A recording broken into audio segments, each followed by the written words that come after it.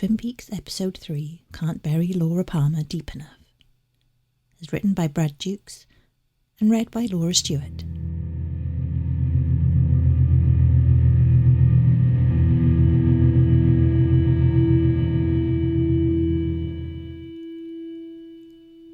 Tina Rathbone had never directed an episode of television.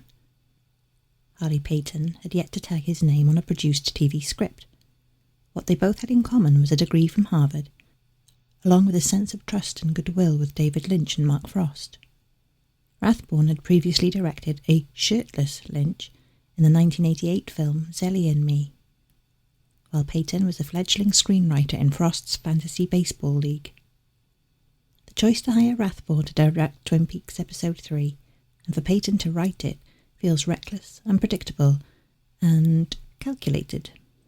A few of my favourite qualities of this charmed first season. The episode commences with Audrey Horne cornering Agent Cooper at breakfast in the dining room of the Great Northern, one of the first instalments of their ambiguous and muddled attraction.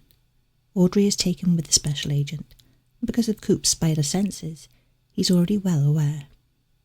Coop also knows Audrey is clued into the high school scene and could prove valuable to his investigation of Laura Palmer's murder, until Sheriff Truman and Lucy Moran show up, and he's just got to tell them about the dream he had last night. Cooper has Harry and Lucy on edge, retelling his vision of sitting in a red room with a dwarf dancing, and Laura whispering her killer's identity in his ear. It's another priceless moment in the infallible bromance of Cooper and Truman. Truman simply likes Cooper too much to want to wring his neck when he can't remember who killed her. For all of Cooper and Truman's differences, the pair only grows closer and closer until the bitter end. For those keeping score, Cooper recalls that Mike shot Bob in the dream, an event that only happens in the international version of the pilot and not in the episode 2 dream sequence. Why this oversight? David Lynch was directing Wild at Heart during the first season production of Twin Peaks and had not yet filmed nor edited his preceding episode 2. Cooper's breakfast of champions is cut short because there's trouble brewing at the morgue. Laura's body is set to be interred today, and the callous and caustic Albert Rosenfield isn't done examining Laura's body for clues as to who killed her. If one follows Harley Payton on Twitter, I suggest reading his posts in the voice of Miguel Ferrer. Try it.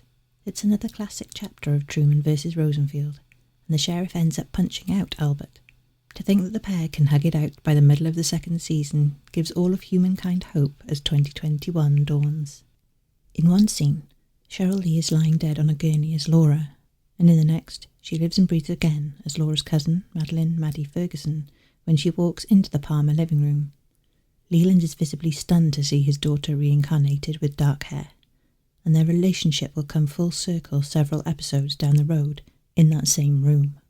Lynch and Frost found a way to bring Cheryl Lee back into the Twin Peaks fold, and it makes one wonder if Maddie started out as an inside joke, or if she was meant to be the sacrificial lamb all along. It's a wonderful mystery of the original TV run. Maddie is very much a symbol of Cooper's failure, the eventual human cost of Cooper unable to stop the killer before striking again. In a moment of privacy, Cooper confides to Diane how much Twin Peaks is growing on him, and how he might use his pension to buy some local real estate. Coop, it'll cost you nothing but your very soul. This thread pays off later in episode 18, after Cooper solves the murder of Laura Palmer, but still can't find a good reason to leave the town. His coordinates are set on Dead Dog Farm for quite a while.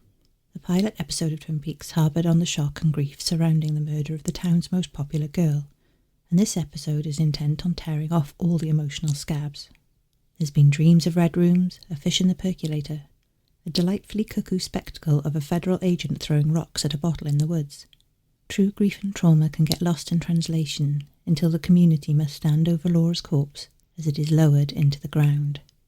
The town of Twin Peaks gathers in a circle, listening to scripture, wondering what could have been done to prevent this tragedy.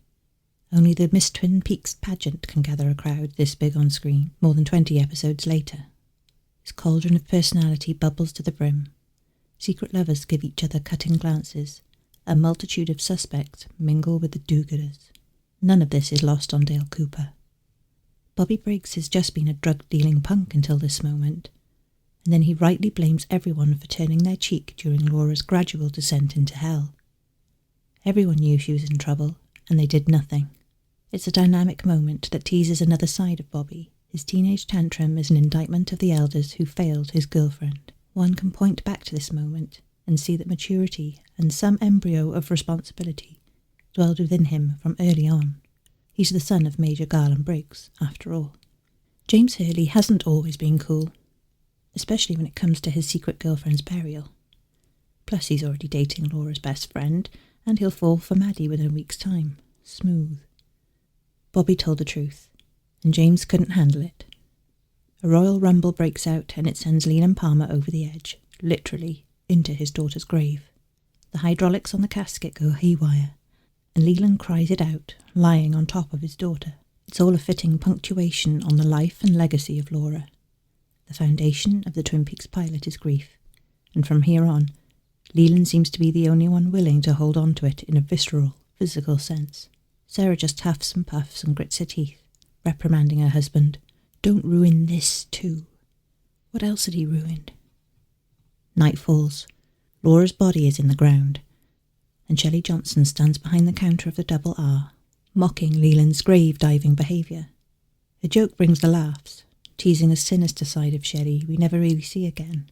Something more provocative is about to go down in the corner booth. It's time for the Bookhouse boys to reveal themselves and tentatively welcome Cooper into the fold. Secret society has formed over generations, fighting an evil force that emanates from the woods.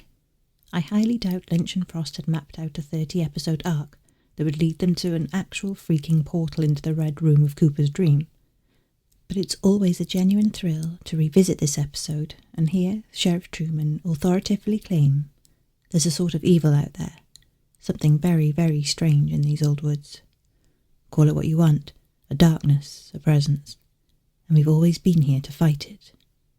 Of course, the sheriff isn't willing to recognise how deep this river is until he's neck deep in it. If only he knew. Cooper's path to the Black Lodge officially begins at this moment.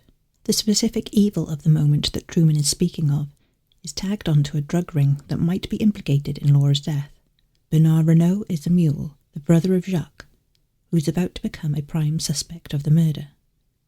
The Bookhouse boys usher Cooper to the bookhouse in a long, captivating, steady-cam shot, directed by Rathbone, that leads through a front door, deep into a realm that feels far removed from the outside world.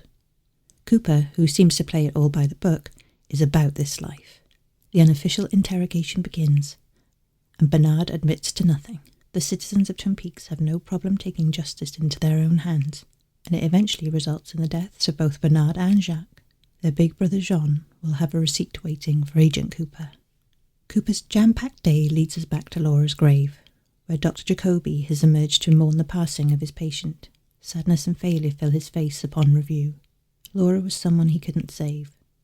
Jacoby is painted as a possible suspect early on, but he's really just another custodian of Laura who failed to help her.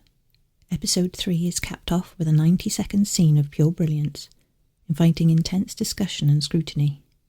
Cooper's had a hell of a day, and now he's camped out in the lounge of the Great Northern, sipping a tall, cool one with Deputy Hawk. Special Agent has his tie loosened and antenna up, desperate and perhaps lured towards an area where people are dancing, per his dream the night before. Do you believe in the soul, he asks Hawk. Several, the deputy replies. Hawk informs Cooper of a Blackfoot legend, a dream soul that wanders. As Hawk breaks open another sphere of Twin Peaks for Coop to consider, Leland Palmer is also unwinding after his no-good, very bad day, soaking in the energy of the dance floor with his eyes closed, looking to the ceiling. This little scene sits in the middle of hours and hours of mystery in Twin Peaks, begging to be put under a microscope. Every viewer can come back to this episode and decide for themselves whether Leland is the dream soul Hawk is talking about. Or maybe it's Coop. The only two people in the series look into a mirror and have Killer Bob staring back at them. Leland can't stop dancing, can't stop crying out for help, can't stop himself from wanting to have a younger girl in his embrace. And none of these clues click with Cooper until it's too late. After a slow dance breaks into a jive, Leland loses it all over again, begging every last girl to dance with him. The party's over. Coop have to carry Leland out of the bar, his arms slung over their shoulders. It's another night in Twin Peaks. And with the luxury of crystal clear hindsight, I still wonder if Leland is truly distraught, or if the whole day was one big publicity stunt by Killer Bob, mounting Laura one last time in front of everyone who loved her, then later rubbing Cooper's face in his own failure to decode the dream he'd had just one night before. Think of Leland's behaviour whenever he's alone later in episode 15. Cooper was taunted plenty of times after this, but episode 3 leaves a tiny window of hope that Leland was just a grieving father, drowning in his feelings. Whether he was at the mercy of his demons, or whether he was the vehicle of an outsider, is for the viewer to consider. Episode 3 is a crucial domino in the Twin Peaks canon, ceremoniously bidding farewell to Laura Palmer and allowing most everyone to move on with their life, except for those who are never going to let go of her. Thank you for listening to this audio article from 25yearslatersite.com. Intro and outro theme provided by Ryan Lineage.